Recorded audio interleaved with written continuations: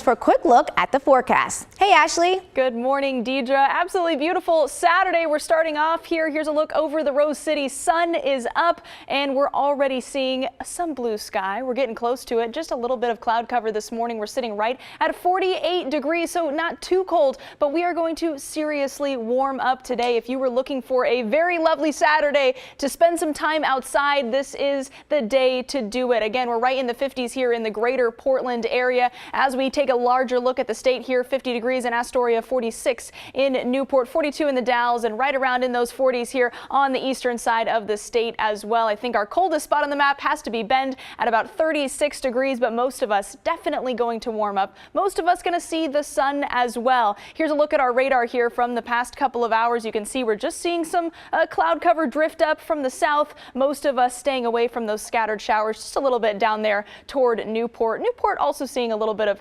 visibility impacts from some fog, but most of us waking up able to see the sun today. Well, where are we headed here in the next couple of days? Man, tomorrow also going to be absolutely beautiful. We have a bit of a cool down Monday and Tuesday before we warm back up again. We'll talk more about these temperatures and your 7-day forecast coming up. All right, thanks so much, Ashley. We start this half hour with the fentanyl crisis. A deadly flesh-eating drug is making its way to the Pacific Northwest. A warning, some may find the details in this story disturbing. Some drug users say they're now reconsidering the risk. Blair Best reports. Willie has a history with addiction heard often on Portland streets. Years ago, I started off with heroin, never shot up, went to the fentanyl pills, now the powder. And lately, a new hidden drug. It's in the fentanyl, right? I guess the tranq is used for animals. Obviously, the tranquilizer somehow, some way it got into the fentanyl, the opiate. He's talking about an animal tranquilizer called xylazine, known on the streets as tranq, a flesh-eating drug making its way across the Pacific Northwest. I never experienced anything like this in my life, so it's very life-threatening. The first time Willie smoked tranq, it was laced in his fentanyl. I just know the dope was good. And some of my buddies, they were like, no, you don't want to take that. Don't smoke that no more. That has tranq in it, the tranq in it. So I stopped taking that. It was too late. The drug had already infected his feet. So I just came from the hospital or whatever. This is actually good. So I'll be able to scrub all this pinkness around here. It's good. Before, it was green. All this was green. I experienced maggots with it. I experienced gangrene. This happened because of the tranq, yeah. Multnomah County Health Department data shows one person died from an overdose involving tranq and fentanyl in 2022. 5 people died in 2023. There are no confirmed deaths involving tranq so far this year. Fortunately here, we're still in the single digits. Dr. Teresa Everson is with the Multnomah County Health Department, where they're watching the rise in tranq closely. And the first thing that we always go to in public health is education, making sure that people are aware of what exists in the local drug supply, making sure folks know how they can stay safe. That, and it's not going to close up or go away unless you take a break from the fentanyl. So is tranq and what it does to you really the turning point for you to get off drugs?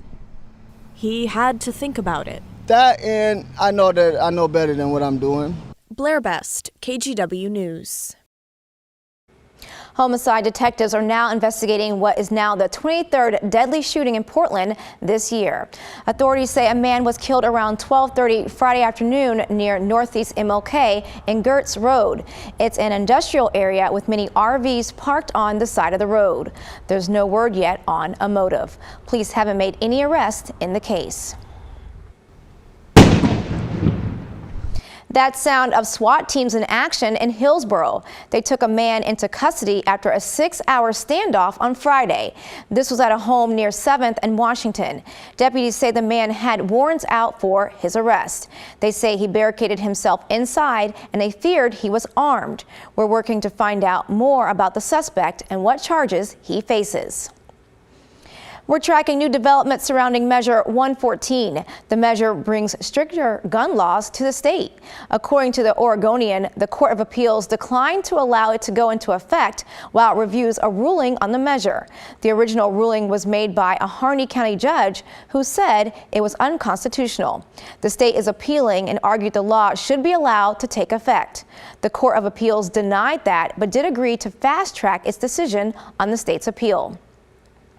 13 families who lost a loved one to COVID-19 at a Portland nursing home have now reached a settlement with the company that owned that facility. In the first months of 2020, healthcare at Foster Creek became the state's largest outbreak site. 30 residents died from COVID and nearly 120 got infected before the state shut the facility down in May of that year. The families who sued say the care home was understaffed and didn't follow the proper protocols. They treated a lot of these residents as if they were just going to die anyway. So in that way, it was, in my opinion, a very poor, negligent treatment of all of these individuals and led to a massive disaster. The details of the settlement are confidential. Lawyers hope it gives the families some closure after 4 years of legal battles. The owner of a restaurant that said he had to close following odor complaints is now planning to sue the city of Portland. Eddie Dong of Faux Gabo said complaints in 2022 led to years of hefty fines and inspections. He says he tried to mitigate the smell, but the city asked him to invest in a $40,000 air filtration system, which he says he couldn't afford. His lawyers sent the city a tort claim, signaling an impending lawsuit that alleges civil rights violations. She says he's looking for a solution so he can get back to work. This is a community he's built not just within the Vietnamese community, but in the broader Portland community, sharing his culture, sharing heritage foods, and not being able to do that and being left in limbo and left with a lot of costs. The city declined to comment on pending litigation.